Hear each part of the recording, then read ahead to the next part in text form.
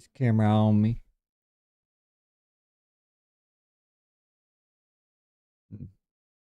Yo, yo, yo. Is this thing on?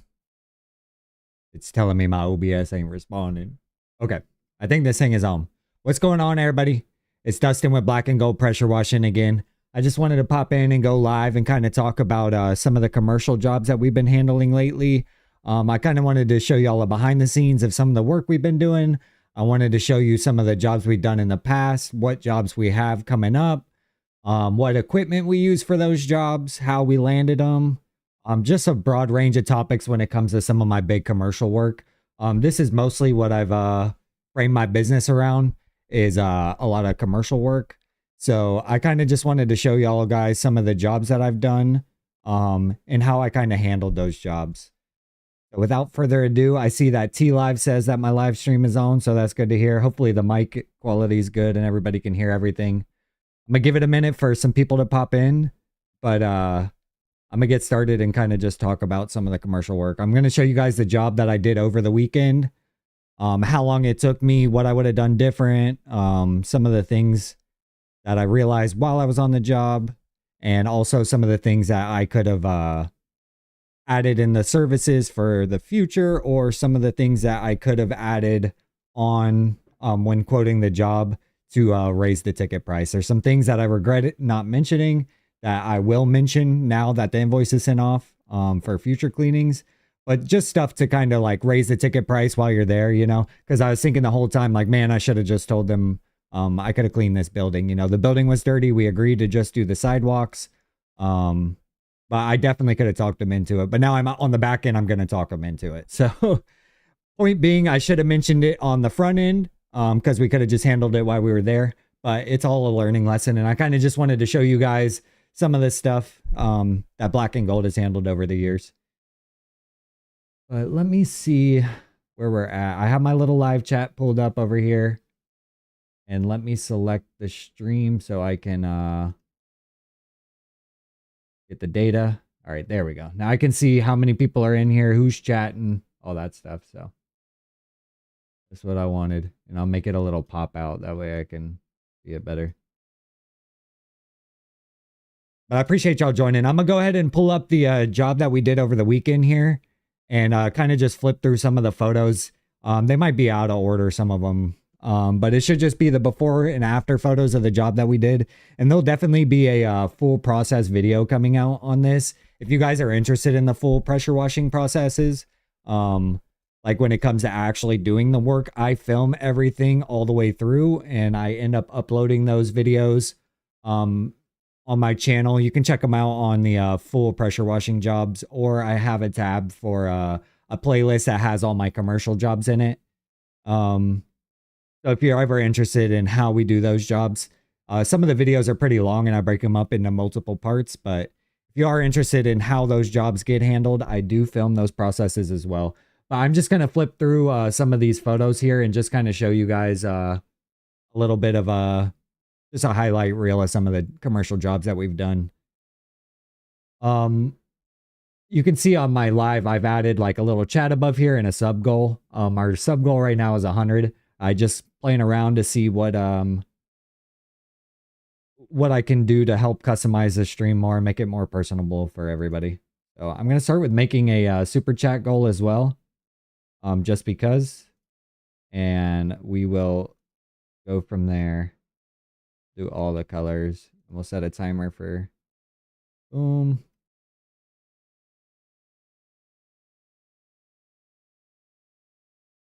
Q&A.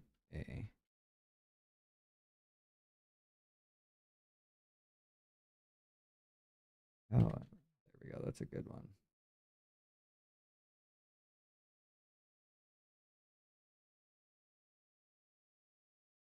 Okay, cool. Now we started a little live goal as well. I'm trying to get better at being more engaging in general with the audience in the chat and with the YouTube algo, because she likes that. But basically, I'm going to show you guys some before and afters of this job that we did this weekend and just what I learned and what I would and wouldn't do different. So this commercial client is a property management company. They manage a bunch of medical plazas. So for like hospitals, like doctors' offices and stuff like that, like medical campuses, basically. The property manager that I was working with specifically on this job just acquired this property that she's managing. And so she wanted to go ahead and get it cleaned because I'll flip through some of these photos. You'll be able to tell, but the sidewalks are dirty. You can see some growth right here. We've got some mulch that's coming up. What's going on, Central One? We got some mulch that's overrunning the concrete right here. And then you can see like just got green in certain areas and stuff. And like I said, this is a medical plaza. So they're a little bit more on top of their cleanings when it comes to commercial properties. Some commercial management companies that manage like shopping plazas and stuff can let them go a little bit longer. But I found that like doing working with this medical management company, or at least a branch of their management company is medical plazas. They definitely get them cleaned on a more regular basis, which is good for us because we're out here more than once. You know what I'm saying? So a lot of the times, some of the commercial work you'll get, like you may clean a building and then you won't hear from them for 3 or 4 years, depending on when they feel like they need to get it done again. Whereas like a lot of these medical jobs, they are almost on a yearly or biannual basis, I guess you would say. Or biannual would be every 6 months, right? Basically, they get it done about every year is what I'm trying to say, which is a lot more consistent than some of the other commercial jobs. I think mainly because of safety reasons. You've got a lot of like handicapped people or people with medical issues. You can't have concrete that is like a hazard, wet, slippery. Any of those things are a big no-no when it comes to like medical stuff, I imagine. So I could see it being a slip hazard, and also it's just deterring. Like you're going to a doctor's office or a place that you think is super clean, and the outside of the building is dirty. So like you definitely want it cleaned. But you can see the green growth under this bench here by the little handicap accessibility button. And when you're on these properties, make sure you're highlighting the dirtiest parts. You're taking these photos. You're going to be showing your client these photos. I put all my before and after photos into a album that I then provide to the commercial client once the job is done. So they're able to see the transformation of the property. Like they knew it was dirty, but now it's clean. I show them what parts were really dirty and what parts are now clean for them. Just to kind of highlight your work. It also provides you a lot more like professionalism, as well as marketing materials on the back end for like commercial, not commercial, what am I trying to say? Well, like social media purposes, basically. Like you want to have a lot of good before and after photos, especially on commercial jobs for your social media and stuff. R6 says, what's the tip called that you used when rinsing all the debris off the driveways in the beginning of all your videos? It depends. Sometimes you'll see me using like just the ball valve. Here, I could pull up my channel. But sometimes you'll see me using just the ball valve. That's not what I was trying to do. Check out my storefront though if you guys ever need any of the products that I use. I created an Amazon storefront for my business. I'll go ahead and drop it in the chat. But if you're ever looking for products that I use and that I've tried and that are tried and true, a lot of the chemicals I use are here. What I use for the streaming and the PC and the filming are in these two categories. And then any pressure washing items I've purchased and use are also here. So what you'll see me use a lot of the times is this DN10 ball valve. And I'll just kind of crank it back a hair and it'll allow me to kind of adjust the flow. I'll show you in a video here on my channel. But a lot of the times it's going to be, let's look at my newest video. I just had a video drop yesterday. If you guys haven't got to check it out, it just dropped. So it's actually doing pretty good on my channel. But yeah, basically you'll see me grab this ball valve right here. There's no tip on it at all. It's just going to be the ball valve itself. I guess if you're talking about this little tip right here, I have my ball valve with the swivel kind of set up wrong and I haven't fixed it yet. So it looks different than what maybe a lot of people are used to. But basically this is just the tip that would clip in quick connect to your like surface cleaner or whatever. This swivel right here that is on the front end of this ball valve is actually supposed to be on the back end right here. So what I would normally have is this quick connect directly into this ball valve. And that's what I'm using to kind of regulate the pressure that's coming out of the tip. So like this, you'll see me kind of crank it back a little. And then if I can get a good shot of it, you'll see that it's not fully open. It's kind of cranked back a hair. And when I crank it back a hair like that, you're able to up the water pressure that's coming out of the nozzle, allowing you to kind of use it like you would a tip in a gun. But yeah, I use this mostly to move the debris and stuff like this. But if you're wondering, it's just a ball valve and then a quick connect, which like I said, I have it on my Amazon storefront that I just linked in the chat. It's also in my description and stuff like that. But you'll have this ball valve.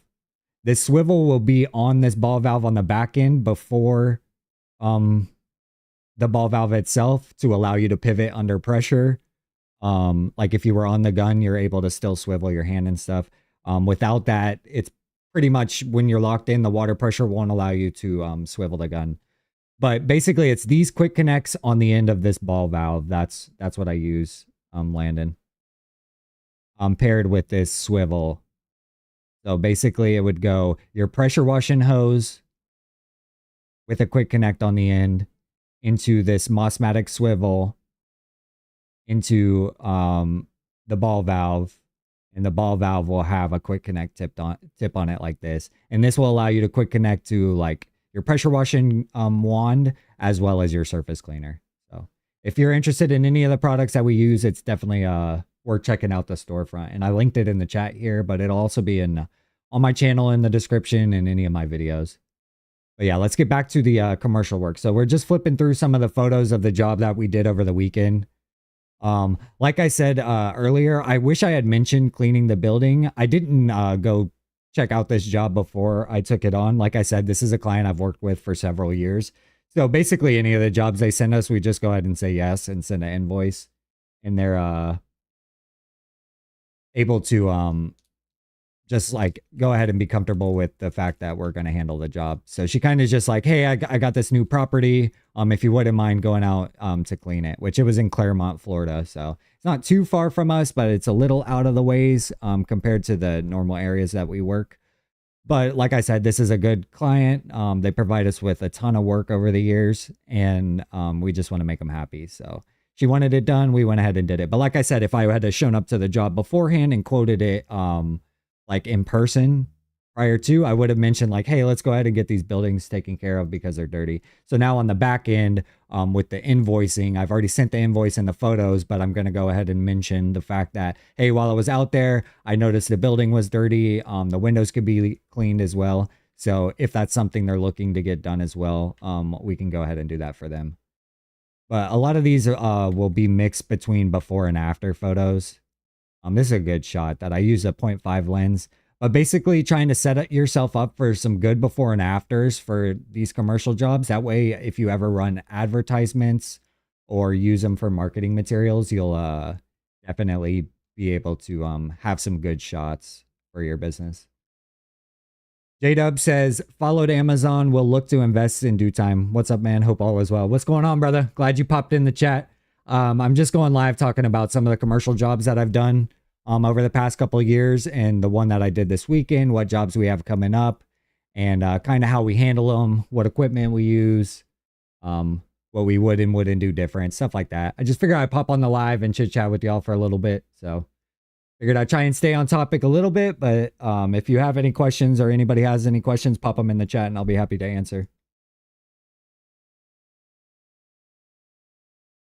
But yeah, these are mostly like medical campuses that I'm cleaning. This was a cancer institute.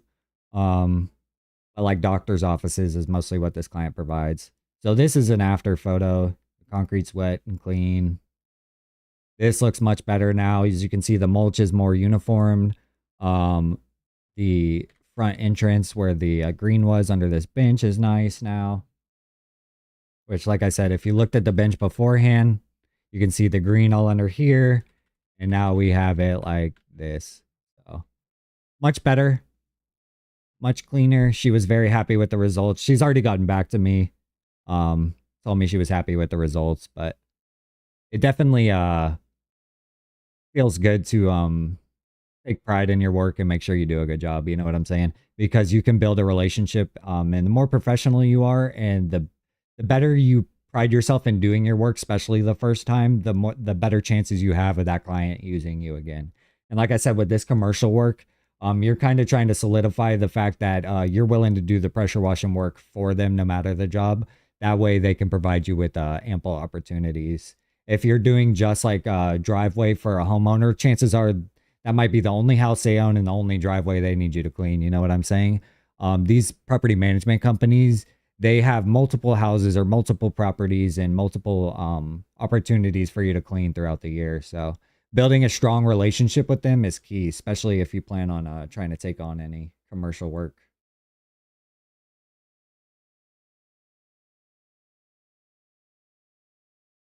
Appreciate y'all stopping by. Let's keep going. There's my little trailer peeking right here in the corner. I took a couple photos of the trailer on the job as well. Just kind of like pulled the truck in front of the building and tried to get some good shots. That way I've got some, like I said, marketing materials. Although I don't really run any marketing or ads, it's something that I want to get more into, especially as my girl comes to help with the business. We're going to do a sit down Q&A with her just so y'all can get introduced to my girl, because she's going to start handling a lot of the behind the scenes when it comes to the marketing and the social media.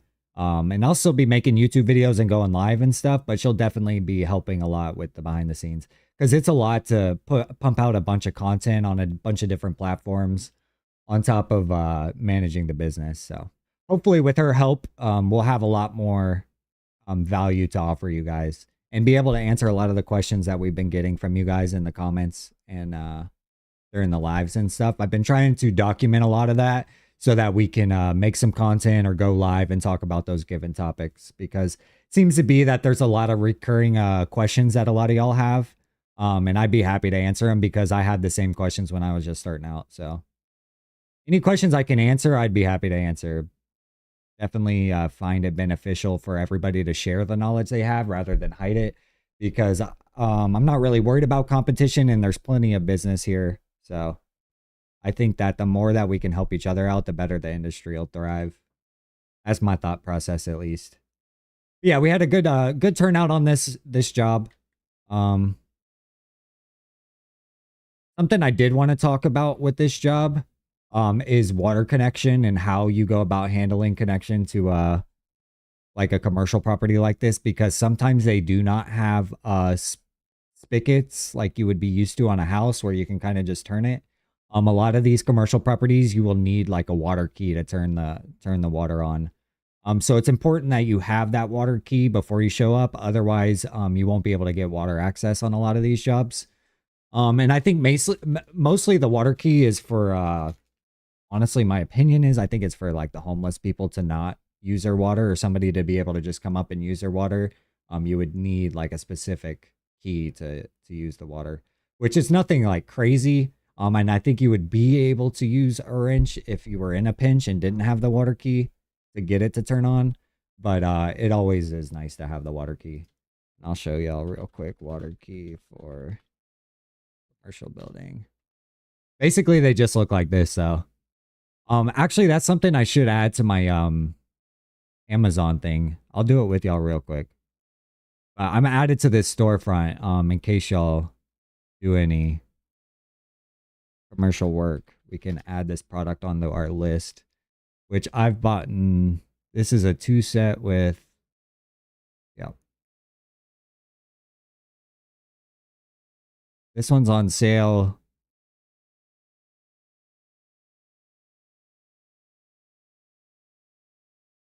I don't know. I might have to do some research on which one to link for y'all. Let me see if I bought mine on Amazon. Let me just link the one that I bought. J-Dub says, do I prefer a proportioner with a manifold system? Possibly makes life easier on the job. Yeah, I definitely when I first started I didn't have the manifold and the 12-volt system.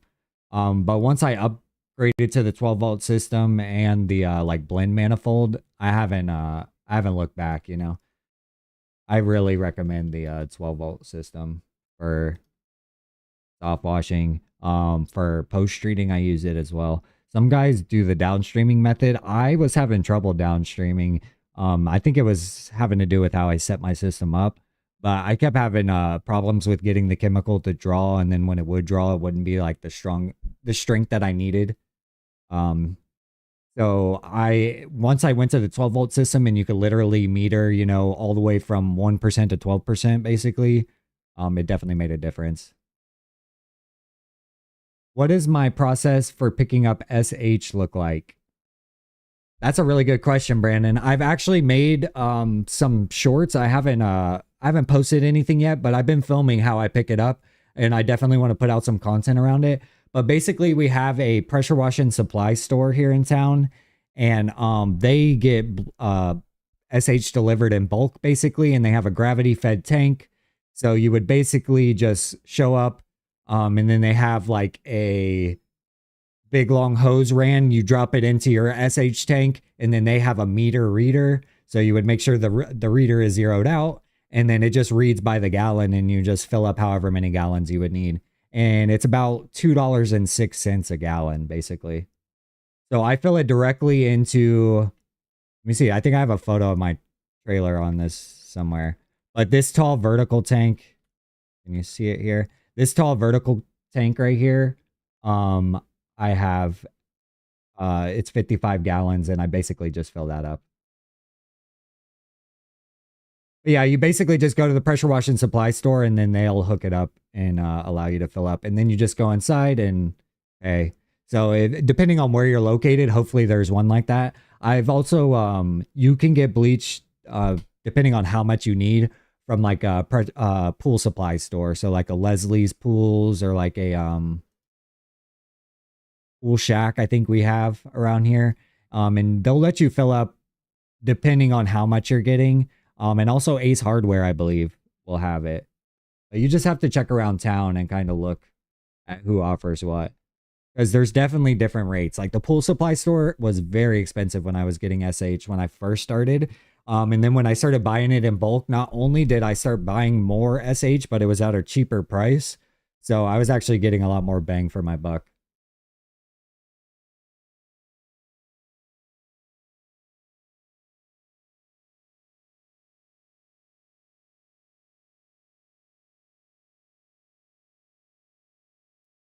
Yeah, J-Dubs. J-Dubs ask, is it simple? Well, y'all can see it on the screen now, basically. But I used to have to read out the chat because I didn't have the chat on screen above me. But now y'all can see the chat and what he asked, so I can just respond to you without having to read it back. But yeah, basically you just have a full tank, the vertical tank right here. I need a better photo to show y'all of my tank. Let me find a shot in this video so I can show y'all. But yeah, basically one tank is dedicated straight to SH. So it'd be like whatever the mix is that they're giving you at your supply store. Sometimes it's 12.5, sometimes it's like 10, 10 and a half or something like that. You can see it right here in this little photo, but basically this is straight bleach. This is water. Then it comes, both of them come through the manifold. And if you have a soap tank, which I have one, but it's not hooked up right now. So I add soap into my SH, like basically batch mixing, in a way. I add soap to my SH mix, but basically it draws the water in SH based on however you meter it. So if you want it at 1% all the way to 12%, you know, and anywhere in between, you're able to kind of dial in that strength of mix. Molnar asks, is soft washing system necessary to have in the beginning of the business? I wouldn't say you need the soft wash system. If we pop over to my storefront, which I think I've linked to y'all, this is a link to my storefront. If you go to my storefront and check out the, let me click on it so I can show y'all. If you go to my pressure washing tab on my storefront, you'll see an XJet system, which will allow you to basically soft wash without needing like a 12-volt pump right here. You won't need the metering system as well. But basically you would have like a 5-gallon bucket, and then you would drop this X-Jet with this mesh filter right here into the bucket with your mix. So however strength mix you mixed for whatever application you're using, you would pre-mix it into the bucket. So add either like a straight mix, half-half, 50-50, whatever you decide to dilute it to. And then this would clip into the tip of your pressure washing wand, which would then allow you to soft wash, as long as you make sure you have the right tips, like a soft fan tip or something. But then you would be able to apply chemical without needing like a metering system or a 12-volt system. So when you're first starting out, I would definitely recommend doing like the X-Jet system or some sort of downstream system. That way you're not having to have a pressure washing system and a soft wash system. You can just have your pressure washer that is able to soft wash in a sense until you get the dedicated systems and the setup and all that. That would be my recommendation if you're asking. But yeah, check out my storefront, and I have all those products linked just easily, so you're able to and I'm going to pin this comment so that now y'all are able to check out the storefront.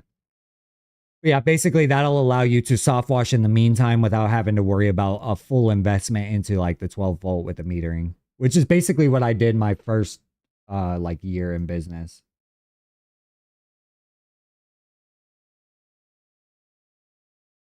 Okay. Yeah, this water key basically is something that I'll add to my storefront. I haven't done it, but I'll look at which one I bought and get that one added to the storefront for y'all. But this will allow you to turn on the water. So this will be kind of what it looks like. And you'll be like, how the heck do I turn this on when you go to fill up your water tank at a commercial property? But if you have this water key right here, you'll be able to turn this on easily. Sorry, the image isn't coming through as easy. But yeah, basically this water key will be able to turn the water on. So that's just one thing to make note of if you're going to take on a commercial property. You're not going to have a spigot often that is going to be like a house. It'll be like a more commercial grade water spigot. So just something to think about. And I'll get it added to the Amazon list. That way everybody knows what products we're using and stuff. I will say that this, usually the water source from the commercial properties is, the flow is a lot more heavy. So you're able to fill your tanks a lot quicker. I appreciate y'all popping in the chat. I can see that there's 5 of y'all in here, so I really appreciate it. Trying to go live a lot more often, and the more feedback I get from y'all and the more support I get from y'all is motivating, you know what I'm saying? Otherwise, I'm just talking to myself and I feel weird, but I know that I'm just trying to be transparent with everybody with my business and trying to show y'all where we started and where we're at, where we want to go. Because Lord knows there's a long way to go, but we're on the right path and we're enjoying what we're doing, and we're trying to build a community as we go. Let's just keep flipping through some of these photos real quick. Another thing to mark with these commercial properties is the fact that you want to try and avoid water intrusion as best as possible when it comes to these doors. So I'll often cut in my edges when it comes to like these doors. That way I don't have to bump a surface cleaner up directly against the door, because you'll definitely push a bunch of water. And often these properties are going to be, depending on when you're cleaning them, there's not anybody there to basically mop up the water right away. And you definitely don't want that sitting on their linoleum or, you know, wood floors, whatever they have. You don't want water sitting on the floors. So the best you can avoid getting water intrusion under the door, try your best to do that. So like I said, I'll spray like away from the door using the ball valve, kind of like towards the camera here. That way we're making sure water isn't being pushed up under it. And that way we don't have to go up against it directly with the surface cleaner. Another thing to make note of is that like painted surfaces when you're surface cleaning, or like using any high pressure. If you find that the surface is painted, do your best to use the most minimal amount of pressure possible. That way you aren't chipping off any paint or whatever. Like you can tell they have like where the physicians park painted on here, and you don't want to use high pressure on this and just blast away the paint or whatever. So you're trying to leave it better than how you came. You know what I'm saying? J-Dub says he's closing on a house in July and move in August. Brother, if you could afford an aluminum double axle, that's what I would go with if I were to rebuild in the future. The only thing that I like have trouble with it on my build, not that it's trouble at all. I've had my trailer 4 years and it's not really rusty, but you can tell that there are some parts that will rust because of the SH and corrosion. So definitely that would be like the limiting factor on my build, is the fact that the trailer is in aluminum, and would be something that I would invest in if I had a bigger budget when I started. And if you can afford it, I would go ahead and make the investment in an aluminum trailer. But I will say, I know they are much more pricey, and I don't know how it goes when it comes to like mounting things, or if you needed something welded or anything like that. I know that aluminum can be a lot more tricky to work with because it is a softer metal. So that would be one thing to think about. But I definitely could see myself going to aluminum in the future. So if you have it within the budget, take a look at them at least, you know. You'll see a lot of the builds that guys do. There's this Midwest washing equipment company. He does a lot of builds, but you'll see most of the builds are like aluminum. So any of the, I would recommend aluminum if you could. But you'll see like this is an aluminum, this guy's bed is an aluminum, but then like this skid is aluminum. And a bunch of these skids are aluminum. Definitely when you come to like fittings and bolts and like washers and all that, I made sure to use stainless and aluminum if I could. I don't think I use aluminum on any of the fittings, but or like any of the bolts and stuff. I use stainless steel. But yeah, make sure the washers and the nuts and the bolts all stainless. That way nothing rusts. And I haven't had any problems with anything rusting when it comes to that. The only thing that is rusting on my trailer is what I used that I knew was zinc and something non-stainless. I don't know what the metal was that it was, galvanized, I think. Both of those things have started to rust on my trailer, and it's the only two things that weren't aluminum or stainless. So if that gives you any inkling.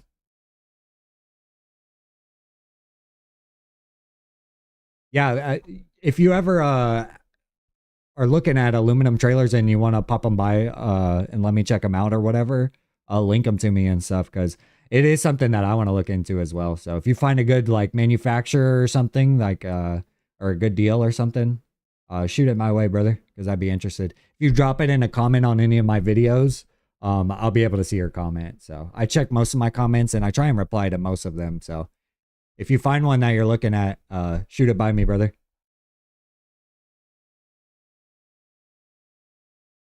I can at least give you my 2 cents on it.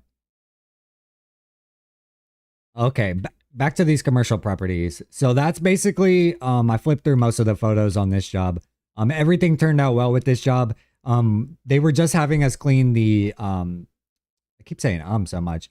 They're having us clean the sidewalks and the common areas is how they described it. So, but you can tell on this building that like these awnings right here are still dirty. And the drip edge of the building is dirty. Let me show you. Like this drip edge of the building is really dirty. And same with these awnings. This one in particular isn't dirty, but there was a bunch of these that were green that I wish I had known before I showed up, just so I could have offered to clean those as well. Same with this right here, this drip edge. Basically, point being, we're going to mention getting these done, but we could have mentioned it on the front end to raise our ticket price. But we took care of the concrete and she was satisfied. Oh, look at this drip edge, is really bad.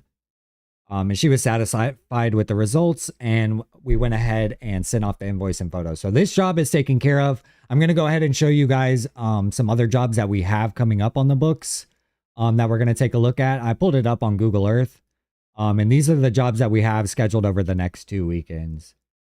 So the property management company that I do work for, like I said, manages a lot of medical plazas. So this medical campus right here, from basically this is the entrance all the way around, is all medical related industry, doctor's offices, orthopedics, the actual hospital itself.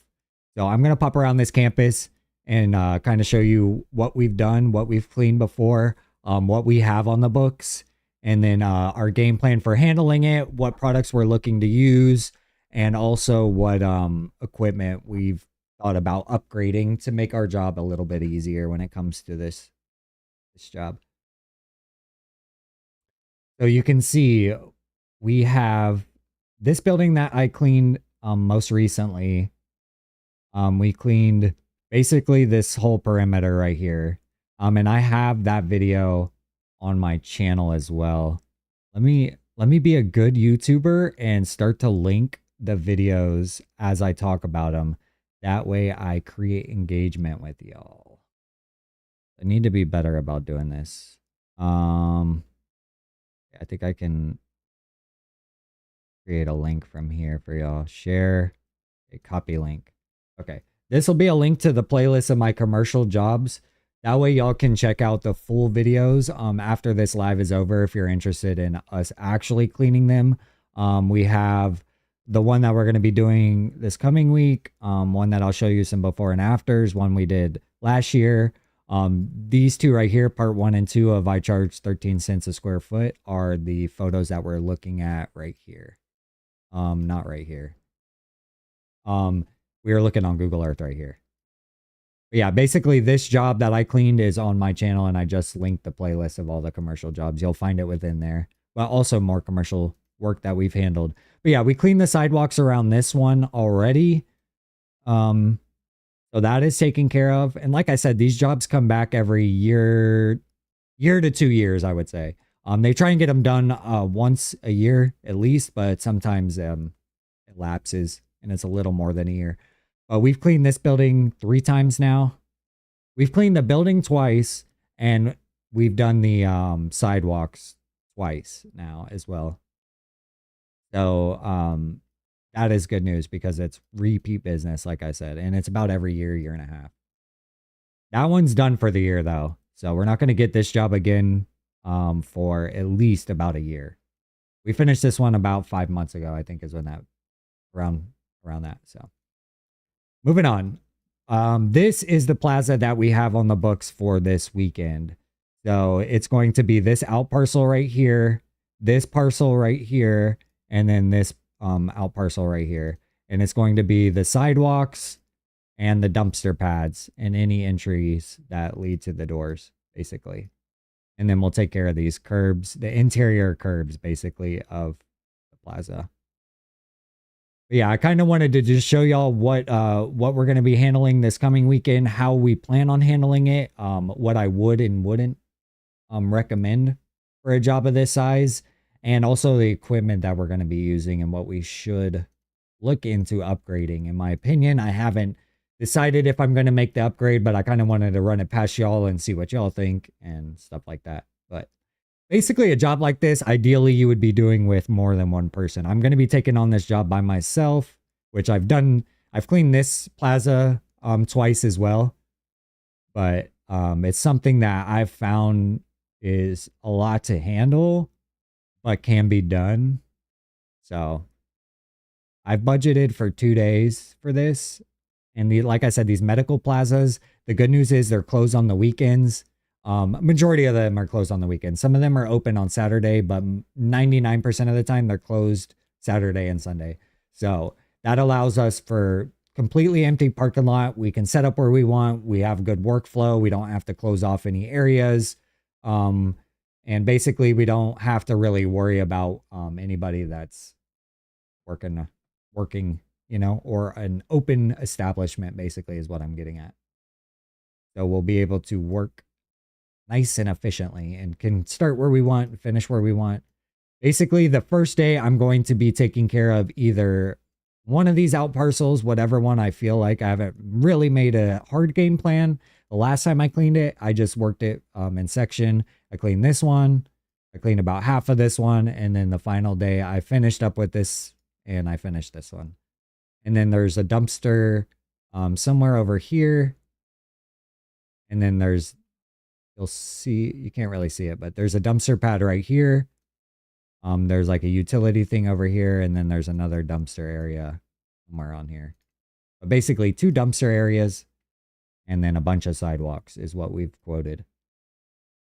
But yeah, I try with these commercial properties to break everything up into like a hard or like a natural stopping point is what I would say. So if I plan on cleaning, I want to make sure I clean and post street and everything like this section and not touch this section. Or if I'm going to start cleaning this section but not finish day of, then I want to find like hard stopping points. Like I would clean here and keep like the backside dirty down here, you know, but I would have cleaned all this front side and anywhere where like a customer would have seen, and try and make it natural. That way I know like I'm coming back to handle it, but if anybody shows up in the meantime, it's not anything that's like unprofessional or you have big like surface cleaner marks, you know what I'm saying? Where you've kind of left the property half finished. Definitely make sure we don't do that. A lot of this is just to make sure that we have good quality control and we're managing our time efficiently. And that way we know what we have and haven't cleaned. And in case a manager or somebody showed up, owner of the property, whatever it is, a doctor that runs one of these establishments, you don't want them to show up and think like, oh, he cleaned all these buildings, but he never got to mine. Did he miss it? And then he messages your manager, property manager, and you know, they're all confused or whatever it is. So try and make them natural stopping points. If you can't handle a job in one day, you want to break it up into bite-sized pieces, especially if you're doing it by myself like I plan on doing. That way you are handling it in a way in which is manageable, you know, and professional. You want to look like you're, you know, a 5-truck company, not, you know, one guy. But the best way you can do that is, like I said, managing your time wisely and being professional when you're on the job. Appreciate y'all popping in. I can see that there's 5 of y'all, so trying to just cover the topics of what jobs we have on the books for the next couple of weekends and how we are plan on handling them. And I want to show you guys some photos of some of these jobs because we, like I said, we've cleaned both. We've cleaned this one, and this plaza right here multiple times. This one we've done 3 times. This will be our 2nd time on this one. And like I said, we've done this one twice. So repeat business is important in this industry. And like I said, this is all from one client. So building that professional relationship to maintain for a long time, you know, maintain long time, you know, basically you're trying to create a professional relationship in which they're going to use you over multiple years because they're going to need it cleaned again. You want to be the guy that cleans it. What I've been trying to get them talked into recently with these is the buildings are starting to be really dirty in this plaza. And you can see these roofs are starting to get dirty. Like this one's dirty. This one is dirty. I've never done like a flat top and I want to. This one's pretty bad. I've seen people do these, you know what I'm saying? So we're trying to get them to get these clay tile roofs done because that would definitely raise the ticket price and is something that needs to be done, you know what I'm saying? And the more you can mention needs to be done, the managers are trying to keep the places managed, you know? So they're kind of working with you is my point being. Let's move on to this other plaza over here. Or let me show you some photos of that one that we did. Thought I had them pulled up.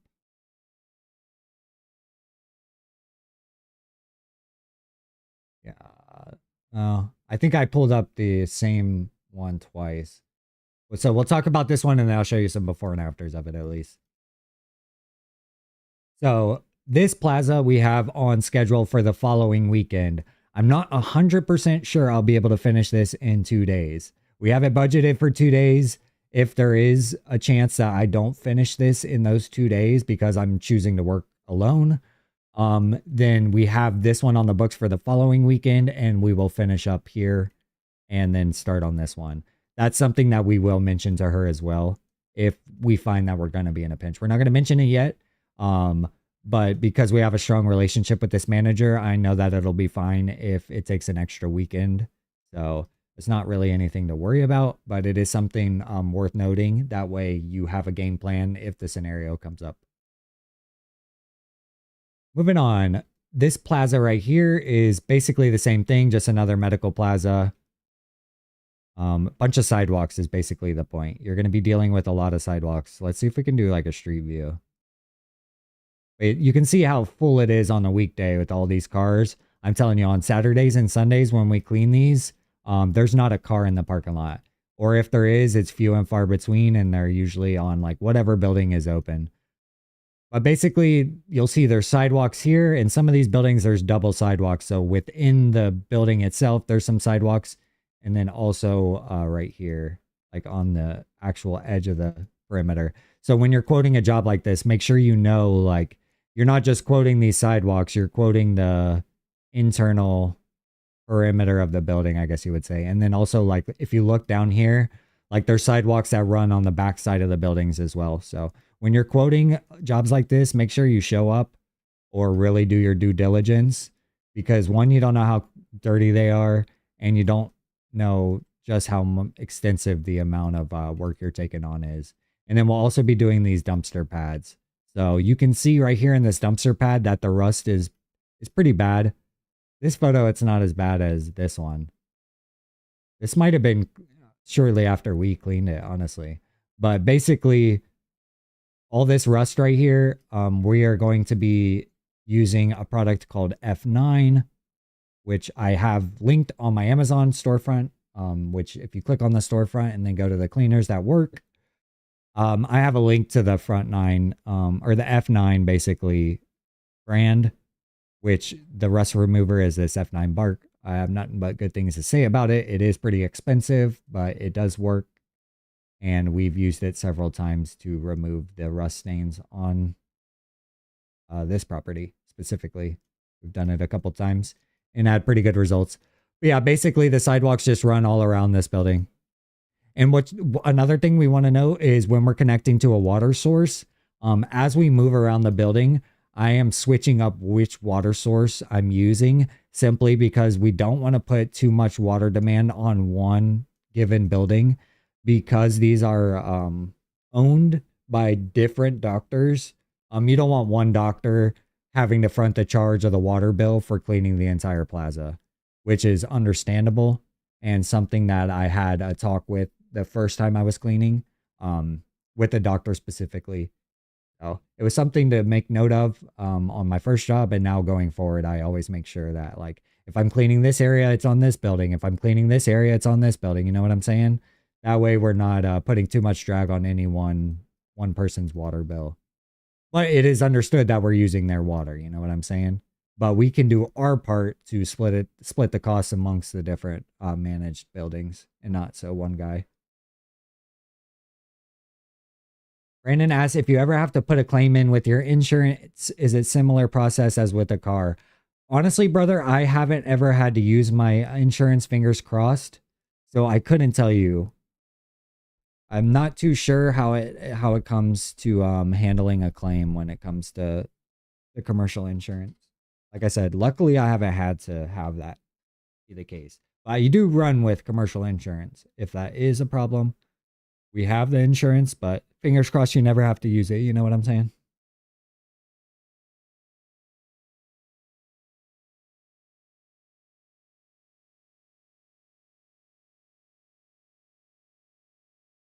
Ooh. Getting thirsty talking. Okay. That being said, those are the two commercial jobs that we have coming up for the next couple of weekends. One this coming weekend and then one the following weekend. I just wanted to pop around and show you guys how dirty this plaza was the last time we cleaned it. Or this is the time before the last time we cleaned it. So this was in 2022, as you can see on the date right here. December 4th, 2022. And now here, we've cleaned it one time since then. I think in 2024. I thought I pulled them up again. Somewhere around here. But in 2022 we did it, and then I did it last year. I cleaned the roof and then the plaza again as well, the sidewalks. But I'll just pop through some photos real quick so y'all can see just how dirty it is. And like I said, you want to show up on a job because look at this. I'll just use this as an example. I don't know if this will work as an example, but basically, like, The sidewalks, if you're on Google Earth, look like this right here, you know, and you're like, oh, not too bad. I might be able to get away with, you know, post treating or not having to really worry about um too much dirt and grime and growth, basically, is what I'm saying. If you look at these sidewalks here. But then if you come to how it actually was when you showed up on the job, there's tons of lines. It's really dirty. So, like I said, you want to kind of show up for these bigger ticket jobs and not just use Google Earth.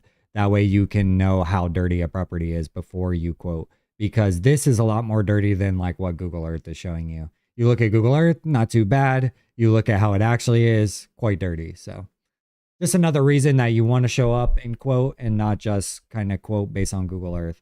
Like you can use Google Earth as like a reference point, which is what I do, just so I know what I'm getting into size wise.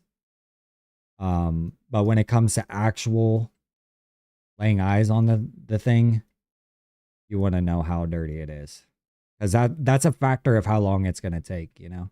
If it's not that dirty, you know, you can work a lot faster. Yeah, we'll flip through this. Like, look how dirty these are.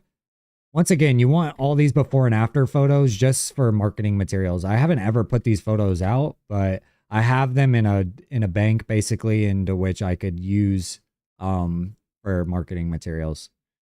But yeah, like you can see the trash drip that this person had that dripped it all the way to the dumpster over here. You can see how dirty this cobweb buildup is on the ceiling. We take care of that for them. We're not doing that this time. This time it's just a plaza sidewalks. We took care of all this cobweb growth about 6 to 8 months ago. But it'll be something that comes up. And like I said, if I'm on the job this weekend and I notice it's really bad, that's something I mentioned to her, and then we'll go ahead and get that taken care of, you know? So it's good to build a relationship with your clientele. And you see all this up here is really bad. This is like some sort of spider, like cobwebs, because this property is right up against a lake. There's a ton of these like spider webs that have like flies and stuff all caught up in them. Like I said, it's a medical plaza, so you want it to be clean, you know? Sterile is my point. Yeah, like these sidewalks are filthy, you know? All this is really dirty. And this was before, like I said, 2 years ago we did this. Another good thing about cleaning a property multiple times is the fact that you're the one cleaning it. So if you can get it onto a routine basis, you are doing yourself a service by maintaining the property better condition wise when it comes to this growth. If you're cleaning it on a more regular basis, it's not going to be this dirty every time you come to clean it. This was the first time I ever cleaned it, and ever since then, I haven't let it get that dirty. And if I thought it was getting that dirty, then I would mention something to her. That way we never let it get this bad again.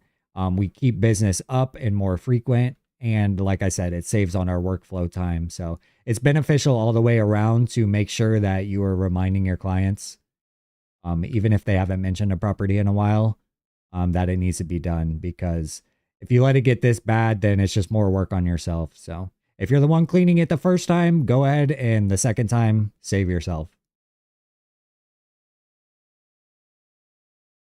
Yeah, you can see how dirty it is, and it's just a lot of sidewalks. This one is really bad.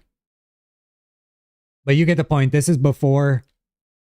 And like I said, we clean up all the entryways. You can see where somebody else surface cleaned. This is what I mean by a non-natural stopping point. Like somebody ran their surface cleaner about 2 inches over this line right here, causing an unnatural break in the concrete when it comes to what's clean and what's dirty. If you want to be professional, just pull it back a hair. I know it can be hard sometimes to line it up, or just cut your line in right here. If you don't plan on surface cleaning this whole area right here, which obviously they didn't, then you're doing yourself a disservice as a business looking professional by overrunning this concrete right here. So on all my jobs, you'll see I try my best to not overrun the crack.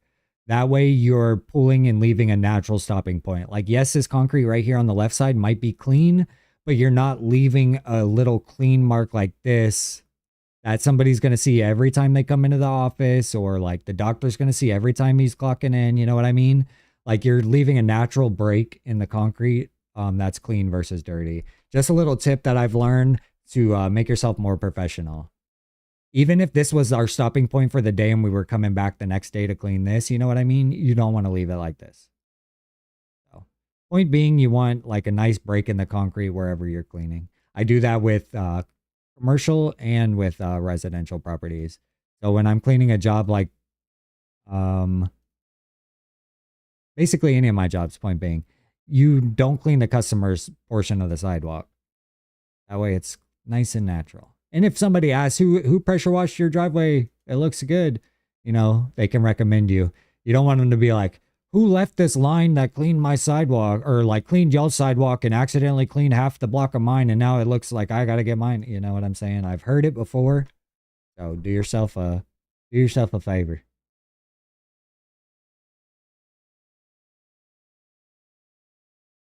But yeah, you guys get the point, like how dirty it was. You can see the lines that are coming up from whoever surface cleaned it last. A lot of the times I think these lines coming back are just inevitable. But you can see where their surface cleaner head was when they started the surface cleaner, all the lines that are left. We make sure to get all this up. This is part of what we do. And then same with these curbs that run all along. So like I said, this job is good commercial gig, but it's a lot of work for one person. Let's go to the after photos. So you saw the befores that we flipped through of all this and how dirty it was. So we'll pop over to the after photos. I separate these albums for my client and I create like a Google link that they're able to then just click on in the email. That way they're able to access easily which file, or basically more photos than what you could attach in a Google email. If you're trying to send more than like 4 to 5 photos in a Google email, there's too many uploads or too many attachments. Google won't let you do it. So I found that if you can create an album within your Google Drive and you're able to upload the photos that you took on your phone and create like a designated album, like you'll see I have like before photos or after photos of the album, you're able to have like 40 photos in an album that the client is then able to flip through. So when you're dealing with individual like residential properties, you don't ever really have enough photos to really worry about that. But if you're sending before and after photos to your clients, then it is something that you may want to look into as a good way to drop them a link. And you can have a link that's only shareable between whoever you give the link out to. So it's not just a public accessible folder. You're able to just have the folder be shared between like yourself, your business, and their business, basically. And if they wanted to send it to the owners of the property, basically. Okay, we've looked at all the dirty photos though. So this is clean. This will be what we were able to do for this property. And you can see right here, this is where that drip was really bad. Let me flip back to that photo. Like the drip from the garbage that somebody took out to the dumpster had drained down the sidewalk. You can see it that ran right here and then also dripped down here. So this was before, and then this is an after photo. So just hitting on the fact that like we're taking before and afters, like this would be a great photo for social media. As you can tell, like we have the drip, you can see the overgrowth here. And then in the new photo, it's all gone. The sun is shining on it, but also we don't have in the photo all this nasty that we didn't clean.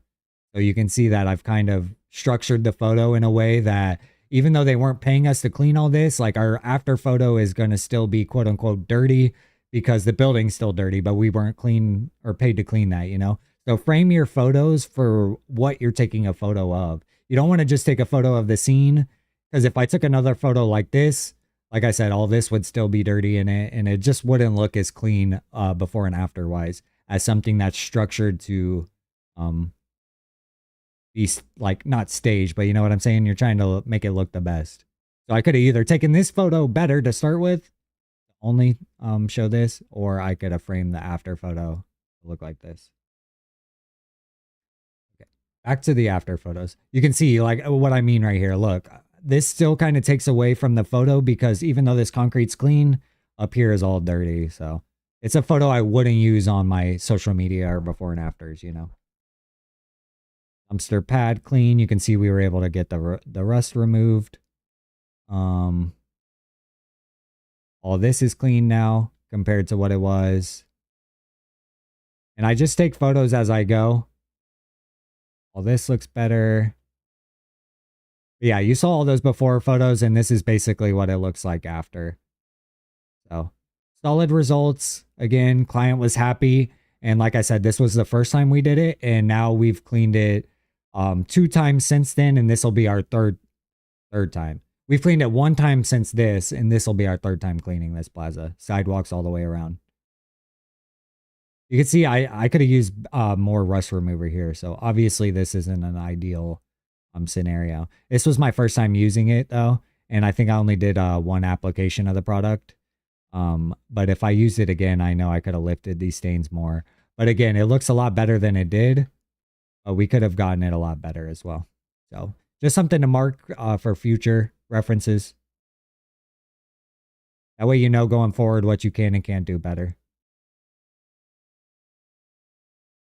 Overall, the results were good. You can tell that in this like sun was going down. I was working really late this time. And I finished up at night, honestly, on this property. Like I said, doing it by yourself is a ton of work, and I'm going to be busting my butt the next 2 weekends, but I've handled this job before and I know I can do it by myself. I'll save more money doing it by myself.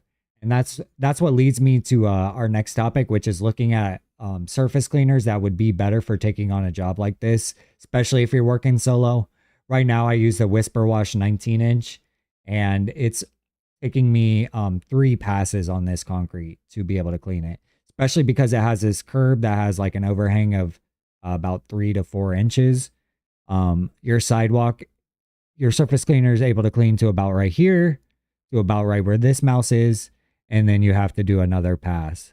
So everywhere you go down these sidewalks, you're having to make 3 passes. If we're able to eliminate how many passes we have to make on the concrete without slowing down our walking speed, then we're technically cleaning faster. So it's something that I'm thinking about investing in, especially because we've gotten these jobs multiple times now. I'm thinking about making the investment into a better surface cleaner that's a little bit larger, able to tackle wider sidewalks, and will just save me on time and technically worth the investment long term. Although it's expensive now, you'll save money in the back end. You know what I'm saying? And the more jobs that we do where we use a surface cleaner of that size, the better off we are when it comes to the initial investment. If you're investing in a surface cleaner you're only going to use once in a blue moon, might not be worth it. But if you're investing in a surface cleaner, you know every time I do a commercial job, it's going to save me, 50% in time, 30% in time. Then it may be worth running the numbers and doing. Like I said, these jobs have come up once a year, the past couple of years. So at this point, I'm doing myself a disservice by working with such a small surface cleaner. So I haven't made the decision on if I'm going to upgrade this time around, but it is something that I'm definitely budgeting for now that I know these jobs come around more often. So with that being said, we flip through the before and afters of this. And once again, this was the other plaza. Okay, this was the other one we looked at that we're doing this coming weekend. But you can tell it was really dirty again. And compared to the before and after on Google Earth, it wasn't as dirty. So you want to go in person and quote these. But yeah, like mulch is really overgrown here. Surface cleaner lines are really bad. And you can tell that we did this one in 2022 as well, like a week after. So same scenario again. The first week we're taking care of the other plaza in the campus, and then the following weekend we're taking care of this plaza within the campus. But really dirty photos, really good for marketing purposes. Highlighting to the client the differences before and after wise. All reasons you want these before photos. And then this is what it looked like after we took care of it. So great results again. Clients using us again. And no lines, no surface cleaner lines. Dumpster pads are clean. Concrete is shining bright. Everything was post-treated well. Just a solid overall cleaning. Results-wise, workflow-wise. This job in particular, I hired a buddy. and he helped me for majority of this. We rented him a machine because I don't have two machines. So that's another thing I want to talk about in today's live is just the fact of like what would help you increase workflow when it came to a job like this. If you're a solo guy, the only thing I would say is a larger surface cleaner, which is what we're discussing.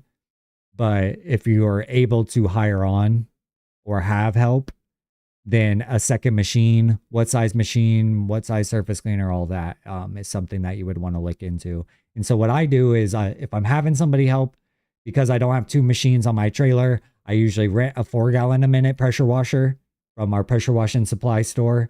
And then I'll also pair it up with my BE Whirl Away surface cleaner, which if you check out my Amazon storefront, we have this specific surface cleaner that we use. And I'll pair it with, like I said, this 4-gallon a minute pressure washer and then the surface cleaner. So I rent the pressure washer for, I want to say it's around $100 for the weekend, something like that. And then I'll pay my buddy like $200 a day. So that's where we're at when we get help. And usually he'll help me for like 1 or 2 days. And it just saves on overall time. That way, when we come to this job, all we're doing is post-treating some of this because he's cleaned it. And like say I'm on one side cleaning, he's on the other side cleaning. And then we work our way towards each other or however we decide to do it. And then I'm able to just quickly post-treat everything that was cleaned. So it definitely saves when it comes to work speed. But if you want to make more money and you're not in a crunch for time, you don't mind busting your butt, then you can save, like I said, $200 a day. So that's $400 plus the rental for the equipment. That's another like $100 to $200. So, I mean, you can save, $500 to $800 on a job if you are willing to do it yourself.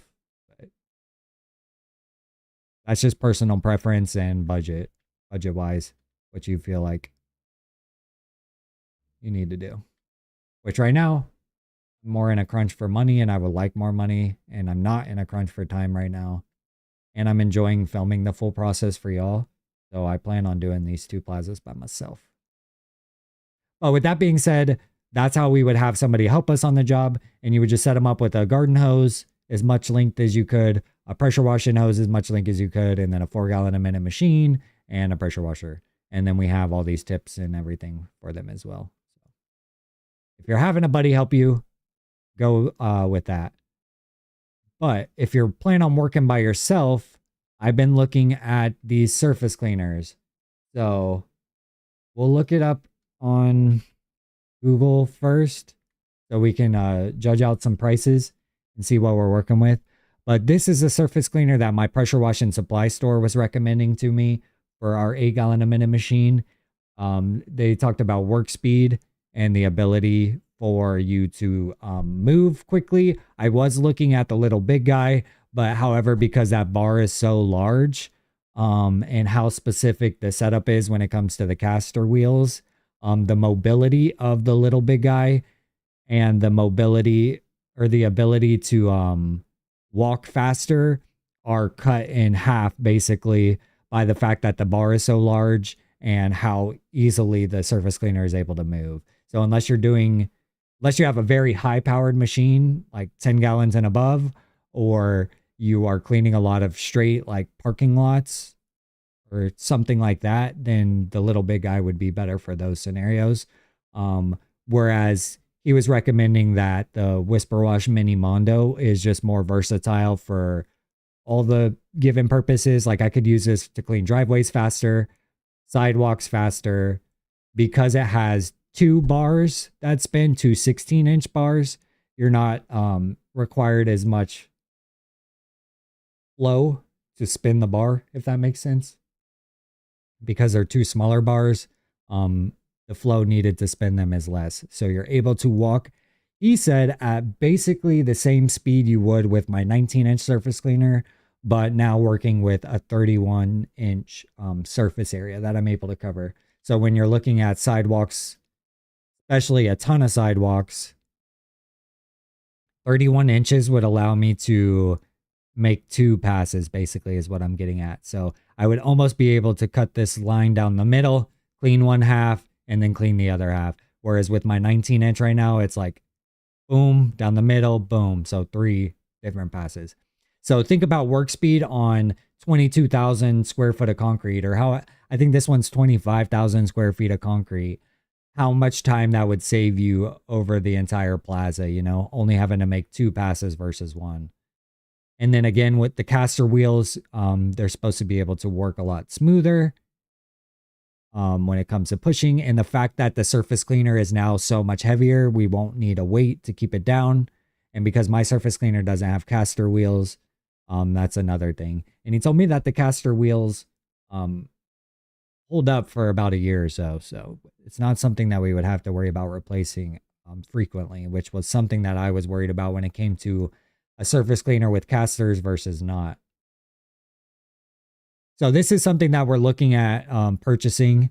As you can see, they're right around $2,000, give or take. The cheapest I found it is on my supply store, which was $19.60.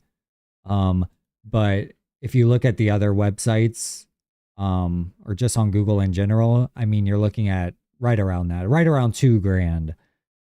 So it's something to make note of. If you were to invest in one of these surface cleaners, you are definitely eating into your profits.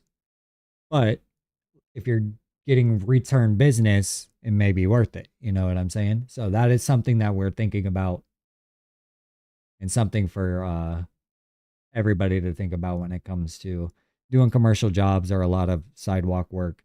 Is if you can increase your work speed and not need to hire on, the initial investment may be worth biting the bullet for. Like, obviously nobody wants to spend $2,000 on a surface cleaner, you know what I'm saying? Especially when you already have one that works good. But gotta flow all the options out so that you're able to make a good judgment call. That's kind of why I popped on the live to begin with, is just to kind of float some ideas by y'all, let you know where my head's at with these bigger jobs and how I handle them and what I think I could and couldn't improve on. So we showed y'all the water key for the commercial properties, and that's something I'll put on the storefront. And then also upgrading to a bigger surface cleaner is something that I'm thinking about, because we are doing a ton of sidewalks recently. And then this is another commercial property that we've done. All these properties, like I said, are for one client. So it pays to build your relationship with a individual when it comes to a professional or commercial company, because you can be provided several $1,000s worth of business a year. So these are before photos of the job. But think about how many driveways it would take to do one of these jobs, you know? Like the amount of driveways, price-wise and client-wise, that I would have to obtain to make the same amount of money that one individual client has made me on these like 3 or 4 gigs, you know, properties. Really 5. There's a bunch, but basically all these are one client. And it's like ample opportunity, is my point being. Like, you're able to get a lot of business out of one client when you do commercial work, whereas you would need a ton of individual clients, and it would be a lot of not overhead, but a lot more what do you want to call that?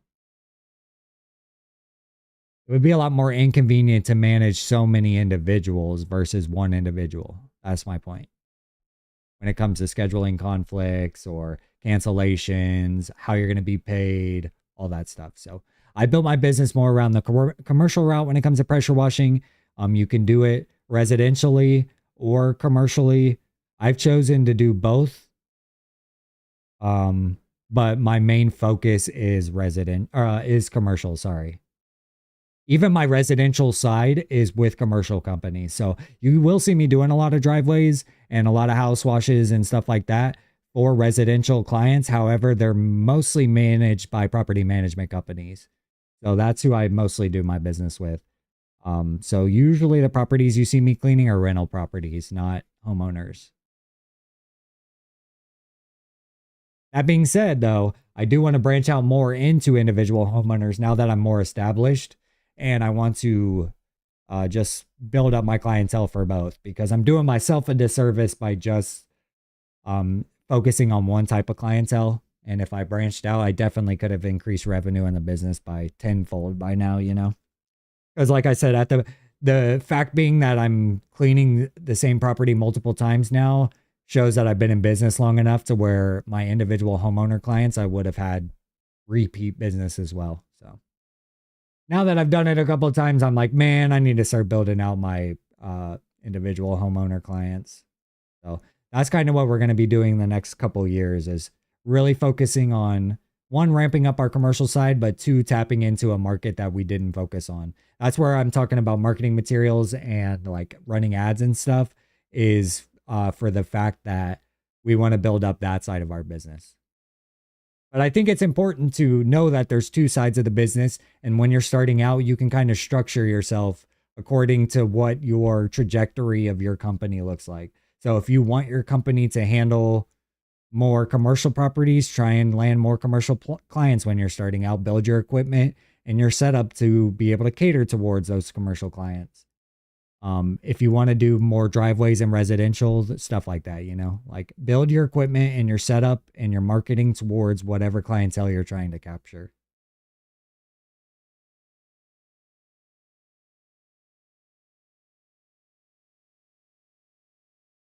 I appreciate y'all popping in here. I see that there's 3 of y'all in here, so I appreciate it.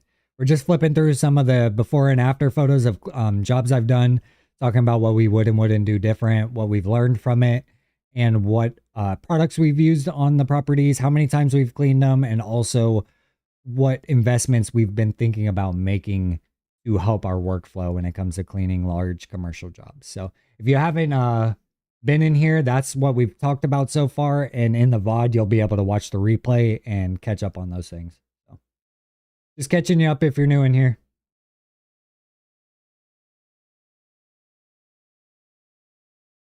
This job we haven't done in 2 years, though, I think. She asked me to send an invoice, or not an invoice, but an estimate recently. Another thing I want to talk about with these commercial jobs, you can see that there's a lot of windows on these properties. If you could offer window cleaning, which I do not currently, but I am rapidly looking into, you could definitely raise your ticket price, because this particular client has asked me to clean windows on all these properties, and I'm doing myself a huge disservice by not offering window cleaning. So that is something I'm looking into ASAP, basically. So if anybody knows any window cleaning equipment or window cleaners or how to price window cleaning, man, let me know, because that is something that I'm trying to do my research on, and I'm trying to build relationships with some window cleaning companies. I've got a couple guys' business cards that I've passed along to my manager, but if I'm able to capitalize on the fact that I'm able to offer these services, like I'm able to double my ticket price at least, you know, with all the windows that are on these properties. So something you want to look into if you're doing commercial work is being able to fully encompass what they're looking for. But when I built my trailer, I didn't have the money or the capital to just go ahead and add the window cleaning unit. So another investment. So surface cleaner and window cleaning equipment would definitely raise the ticket price on these commercial jobs. So just something to make note of if you're taking on commercial clients, ways to raise the ticket prices. Yeah, if we look through here, everything came out good. Property is clean now. And it's something that we want to mention to our property manager that we work with, that it's been 2 years since we've cleaned it, and it would be good if we went ahead and did it. Moving on, another commercial property also managed by the same company. This is a city-owned building. However, it is managed by a private company. So even though I'm paid through the city, technically, which is my first time ever being paid through a city, I was paid by the city at least, but through a management company is what I'm trying to say. So even doing city work, you can get some city jobs just by working with private management companies. Some of these cities manage so many buildings that they end up outsourcing who manages them to private companies, because there's just not enough, I don't know, government oversight or government and like workers for that given duty. But you can see right here, this property has one of those that needs a water key. That's what you're looking at right here in this little section right here. So to even be able to get water from a property like this, you would need one of these water keys. You wouldn't be able to just turn the spigot on. Let me close out some of these. You can tell this building was really bad though. And I have all these before and after photos as well that I would like to use for marketing materials. And they were under the impression that what's under here is definitely going, the paint wise is going to be different than when this is clean. Because this is sat on this paint so long, it's definitely ate away at the paint. So even though this will be cleaned, just the way it's faded and the way it's blended, paint wise, you'll definitely be able to tell a difference because of the harshness of the growth and the what is this called? Like the iron on the paint, I guess, has worn on it. If you look right here, like this is what I mean, how it's faded in these areas because of just where the overgrowth has sat on it too long. This was a really bad one though. And we've done this plaza twice now since this one. This was our first time cleaning it. Definitely would have charged more than what I charged originally. And I have charged more since then. But we don't let it get this dirty anymore. We make sure we maintain it. So before, as you can tell, it's really, really bad. But the results we've been able to get on this plaza since then, quite well. So you can see how clean it is now. Like just the difference between, let's look at this. Like look at this and how black just this wall is and all this strip down here. And then now look at it, you know, wall is completely clean. No, you can't see this trees right here, but no drip from the overflow from the water in the gutter. But walls are all clean now. Like look at these. You can see this. This is what it looked like before. Oh no, that's a different thing. But basically, we were able to lift the rust on the building as well as the sidewalks and the dumpster pad. So the results compared to what you saw here, you know what I'm saying, are drastic. Great marketing materials again to use on your social media.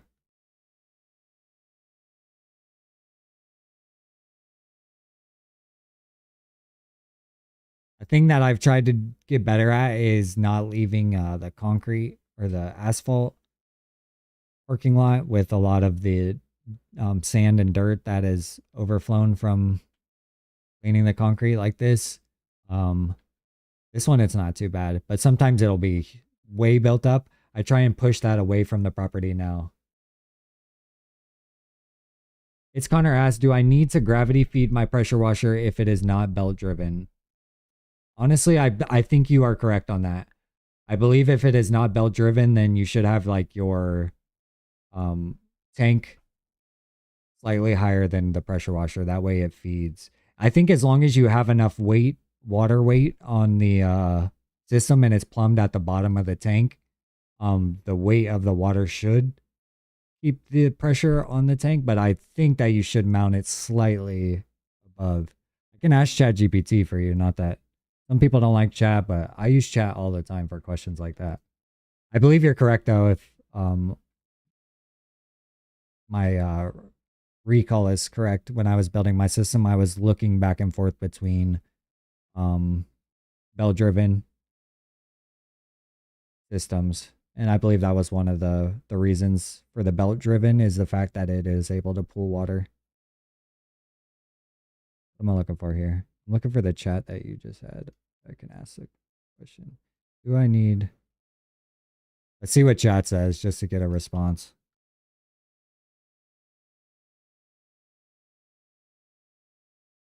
Okay, it technically says no, you do not, just because it's not belt driven. Whether or not you need to gravity feed mostly depends on your water supply setup and the type of pump and pressure washer, not whether it's belt or direct drive. So when you might need it is because you're pulling, why you might need to gravity feed it is because you're pulling water from a tank and your pump is not self-priming. You have a direct drive unit with a pump that can't pull water on its own, which in my opinion, I think this is what you're referring to. I think you're saying going with a direct drive unit versus a belt driven unit. I think this is saying that, yeah, basically you would need to gravity feed it. Your tank is not elevated or the flow is restricted. So that's where I'm like, if you have enough water weight in the tank, I think that it will create enough pressure to push the water into the pump. However, if your water level in that buffer tank isn't enough, I don't know if you'll be able to feed the water enough with a direct drive unit without it being gravity fed. Let's see when you don't need it. When you're connected to a pressurized water source like a city water spigot. So if you were directly connecting your pressure washer into a water fed source, which makes sense. So if you're not pulling from a buffer tank and you're just connecting directly to the house, I don't think you would need to worry about if it is belt driven. Or if your pressure washer has a triplex or belt driven pump designed to pull water. So if you have this triplex pump or the belt driven that you were discussing, it looks like you definitely wouldn't need to gravity feed it. This one says if you have a buffer tank and demand pump assisting flow. I don't know what a demand pump assisting flow is, but I think it's basically referring to the fact that like if you have enough water weight in your tank, you should be able to keep the flow up to the pump. Let's see what the important tip is. Basically says elevate your tank slightly, use a 3/4 to 1 inch supply hose with no kinks or restrictions, and then make sure your pump isn't starved. That is one thing that I'll say with my trailer build is I made sure that the inlet size to the pressure washer that's being fed is double the size of the outlet that's coming out of the pressure washer. So you're feeding it with plenty of flow so that there's never like a gap in the system and you're drawing more than you're feeding it. You're always feeding it basically double whatever you're taking out of it. So that way there's no air gaps, no bubbles, and you're just keeping your system primed, basically, I guess you would say. But yeah, I know I did a lot of talking right there, Connor. Sorry.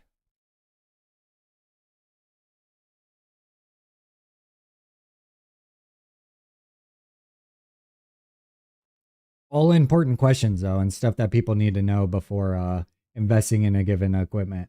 You don't want to buy a pressure washer that, needs to be gravity fed or something like that. So good question to ask and good research to be done on it, on the topic. I went with a belt driven unit.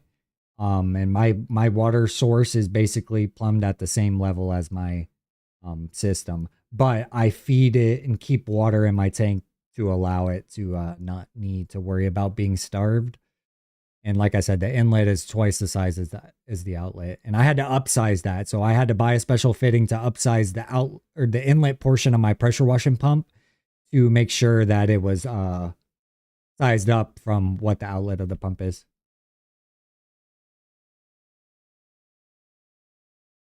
Yeah, no problem, homie. I appreciate you popping in and asking the questions and stuff. Gives me some feedback of what to talk about and keeps me from boring the audience and keeping up my engagement with y'all. So I was just sitting here talking about these properties anyway and jobs that I've done. So if I can answer any of y'all's questions while I'm in the live, like I'm willing to do it. I don't mind it at all. Like I said in the title, live Q&A, baby. Trying to figure out topics to create content around as well. So you asking that question, now I'm able to like think about, oh, I could go make a video about that and talk about like belt driven versus direct driven and what's the differences and why you would do both, or you know what I'm saying? So you're giving me topic ideas. And then the final property that we've cleaned for them recently is this one. I'll just pop through these photos real quick. But this is the property we've done for them multiple times as well. And that was the one that was butted right up against this hospital right here.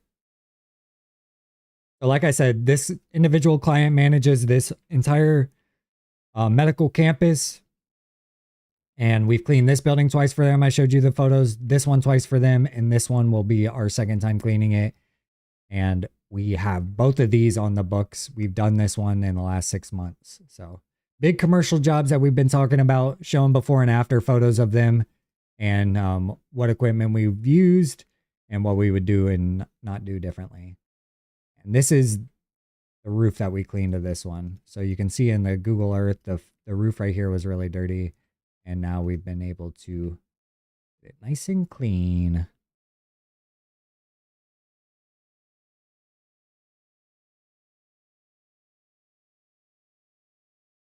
Let's see. Just make sure I'm not missing anything on this topic. I have a little cheat sheet to make sure I talked about everything with y'all. The one thing I want to tell you guys is that I will be coming out with a system in which I show you how I've obtained these clients over the years. That is something that I'm definitely is my bread and butter, and something that I'm not just going to say on a free live, just simply because it is worth value. You know what I'm saying? You'll make back whatever I teach you on how I have obtained these clients on the first job. Like I said, this is one client, and I mean, this is, you know, thousands and thousands of job or dollars worth of work on these couple of jobs over the past few years. So what I'll be able to teach you in the system that I'm trying to put together, that's very straightforward on how we obtain these clients, will definitely be worth it value wise, is my point being. But I know I get a lot of questions on how do I get these clients? How do I get these clients? I'm trying to put something together to show you exactly how I get these clients in a very structured, simple way. That way you are able to implement it in your business wherever you are located. So that's the goal. And I plan on trying to get that out, whether it's on like a Patreon or behind the membership wall here on the YouTube format. It's something that I want to look more into because I know it's worth value, and I know it would definitely be beneficial to a lot of you. I know a lot of guys know how to get residential clients, but commercial work is kind of hard for people to get into.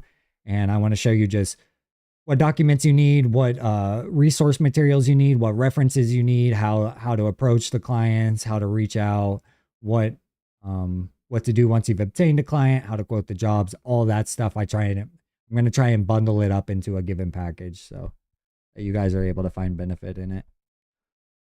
Connor asked, do you have a setup of your trailer? I remember on live you talked about how you were going to do a Google Doc or something about it. Yeah, I need to go ahead and get y'all that Google Doc of the parts and pieces of the given setup.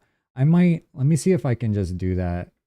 I was going to create a Google Doc for y'all that is able to list my inventory, but I want to keep it separate from my personal actual list. That way I think I can make it to where it's spectator only so nobody can edit it, but I don't want to share it without I just want to not give permission to edit, basically, is my point, if I gave y'all my personal one. So I've made 2 copies that I plan on allowing y'all, anyone with the link to view.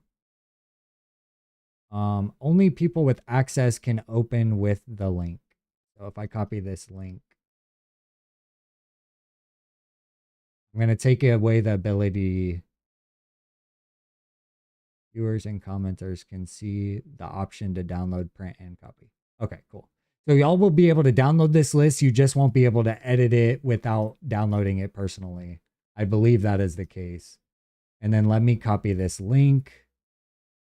And it's only going to be accessible for people that have the link. So because Connor asked, I'll drop it in this live right here. Let me just double check that it's not my personal one. I'll title it viewers. Or I'll title it audience.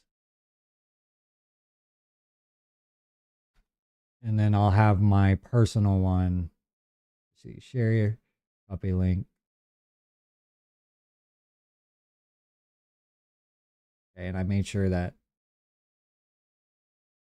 And then let me double check that's not my personal. Okay, cool. So in the chat here, I will drop the Google Sheets. This should be accessible, I think, to you, Connor. I'm not 100% sure. But basically, that'll just be a rough inventory list of everything that I've bought for the business, especially when it comes to the trailer build itself. The product number, the price I paid when I bought it. So the prices that you're going to see on here are not accurate to today's prices. Trust me, because I've looked ever since. I'll pull this up so y'all can see it. But basically, this is the inventory list that I just linked to Connor. And you'll be able to see as you need permission. Let me just go ahead and open it so you don't need permission. Copy link. I'm gonna lift it to anybody with the link. Viewer. Okay, copy link. So this should allow you now, hopefully. Let me see. Let me paste it in here again. Okay, so this Google Doc should give you access to it. But it basically just shows you the brand, my comments on the product, how much I spent when I first bought it. Like, look at the date when I bought it. It's 2021, 2022. So prices are definitely different on these items, if not double on some of them. But basically a rough edit of what I've spent on my trailer build, and what parts and pieces that I've used. This won't be everything, but this will be a really good starting point for putting your build together, especially if you're looking to build your own trailer. Has everything from fuses, the boots, the tires. And something I want to do is link all these products that are able to be found on Amazon onto my storefront. I haven't been able to do that yet, but it is something that I plan on doing. That way I do get a little bit of a commission because I am now an Amazon influencer. Anything that you guys buy through my Amazon link, whether or not it's on my Amazon list or not, will allow me to benefit with a little bit of commission. So I would greatly appreciate it if you guys buy anything on Amazon. Go ahead and click through my black and gold link because I'll get a little bit of a cut, even if it's not something on the list. If you plan on buying something for your mom for Mother's Day or products for the house or whatever it is, man, click my link, man. That shit'll help me. Let me go ahead and I think it's actually posted on the I have it pinned on this live chat. So if you click on what I have pinned at the top, that's my Amazon storefront. Anything purchased through that link will benefit the channel. So greatly appreciated. Trying to diversify the revenue stream when it comes to the content creation. Right now, all we do is make ad revenue on views from our videos and our lives. And I want to kind of create a storefront that will draw in revenue and also like a system in which we obtain clients. I want to put behind like a membership paywall, basically. So people who are really interested will find benefit in it, and I will be able to also benefit from it. So trying to be transparent with y'all on what we're doing with the channel. That way everybody knows what they're getting into, and there's no like secret behind like how I obtain clients. If you want to know how I obtain them, pay for it, brother. I'll have to teach you. I was thinking about doing one-on-ones and stuff for people in individual areas and stuff like that. If anybody has ideas on, you know, diversifying the revenue streams when it comes to being a monetized YouTube channel, let me know too, because I haven't thought of everything, but I'm trying to think of more and more so that we're able to build more of the pressure washing business around our online channel, basically, is what I'm trying to get at. So we do actual service-based business in the real world, but we also make revenue on the digital space. That's the main goal. Diversifying the income for the business. Yeah, this is the list that I just gave access to in this chat. So if anybody wants to know what I spent building my trailer and what products I used, where I got them from, how much I spent, all that stuff, even specific product numbers, you'll be able to look up right here for the ones that I've been able to find. So I appreciate y'all on being able to give me feedback on the channel. That's mostly what I've gained a lot of value in, is knowing what questions you guys have and how I can help give my 2 cents on those things and those topics. So today's topic was basically about the big commercial jobs that I've tackled over the past couple of years. I showed you all the ones for one specific client. I didn't tell you how I obtained that client, but I showed you that one client can provide you with several $1,000s worth of business, especially over a couple of years. and that upgrading equipment will save you time on workflow and taking before and after photos and marketing materials and videos and all that of the jobs when you're doing them, especially your big ones that you're proud of. Use them for marketing materials going forward, whether it's putting it on your flyer. Whenever you're talking to clients, you need references, before and afters on your Instagram, running Google ads, all those things before and after photos are good for. So like I said, I create a Google Drive for my big jobs and I drop all those photos in there. That way they're easily accessible for my client and also easily obtainable for when I go to make social media posts. So basically what I wanted to talk about on this live. I appreciate everybody that popped in. Hopefully I answered some of y'all's questions. We took a look at some of the surface cleaners that we might be looking to invest in. We talked about how we're going to go about cleaning these jobs, what jobs are coming up, what jobs we just did. The videos will be coming out on those jobs. And I got to give y'all some back and forth in the chat, which is what I enjoy the most. You know what I'm saying? I pop on the live to have some interaction with y'all in the audience. Connor popped by, asked a few questions. I saw JD come by. I saw Landon come by. Brandon was in here. T Live was on. Central came by. So I appreciate all y'all that stopped by. The support really helps. And it just keeps me motivated to keep going live and making content. So hopefully y'all found some benefit in this. And if you did, let me know down in the comments below. Also, let me know what videos you'd like to see next or what lives you think that you would find benefit in next.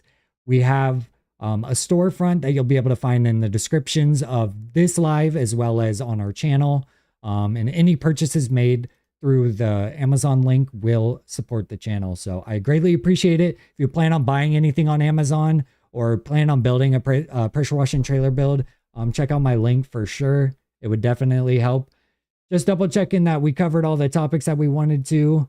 And just circling back the fact that landing commercial clients will definitely help you when you want to build out your business and create higher tickets with less work, I guess you would say. There's more work in the day to be done, but you can make the same amount in 2 days that you would in 5 days. You know what I'm saying?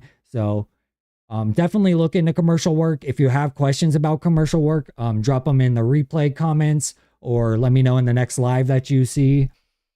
If you're local, definitely reach out. I'd love to collab on somebody's job, or if you want to collab on one of my jobs, definitely reach out to me, man. If you have your own equipment, that would be beneficial. But if you want to see how I film stuff or how I do the behind the scenes, I definitely love it if somebody wanted to collab. Trying to build out the channel more. And yeah, drop any questions you guys have in the comments after this. And I appreciate everybody stopping by, and I'll catch y'all on the next live. All right, everybody. I appreciate you, Connor, as well, man. He said, love you. Keep up the content, brother. Hey, man, take it easy. And hopefully you found benefit in that. And let me know if you buy anything off of that list or you found value in that list. But yeah, appreciate everybody and catch me on the next live. And oh, I got a sub right at the end. Let's go, brother. Appreciate the sub, man. And that's the first time I got to see my little sub thing pop up. So that was new that we added to the stream overlay. So definitely trying to grow and work on the content and the branding as a whole. But y'all are definitely part of the process. And hopefully we can build a community around that. So with that being said, appreciate y'all. I'm going to keep it short and catch me on the next job, everybody. Peace.